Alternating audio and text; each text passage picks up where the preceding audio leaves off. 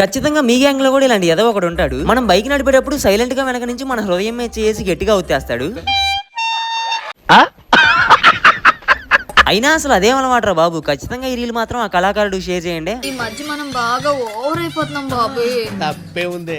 Next మన దోలపురుషు Duryodhana milk boy మళ్ళీ గాడు అనమాట. వీడంతా దోలోడో మీకు సపరేట్ గా చెప్పాల్సిన పని. ఇలాంటి దోలోడు కూడా మీ గ్యాంగ్ లో ఉంటాడు. ఖచ్చితంగా వాడిని ట్యాగ్ చేయండి. నెక్స్ట్ మన నైజీరియా నాగరాజు. వీడు కూడా పోను మిల్క్ బాయ్ మళ్ళీ కన్నా దోలా తయారవుతున్నాడు. ఆ ఎస్కలేటర్ చూడండి ఎలా ఎక్కుతున్నాడు. అందుకే ఎడ్యుకేషన్ నెగ్లెక్ట్ చేయకూడదు. నెక్స్ట్ మన ఆటగాడు. వీడికి ఆటగాడు అనే పేరు వచ్చింది క్రికెట్ వల్ల కాదు.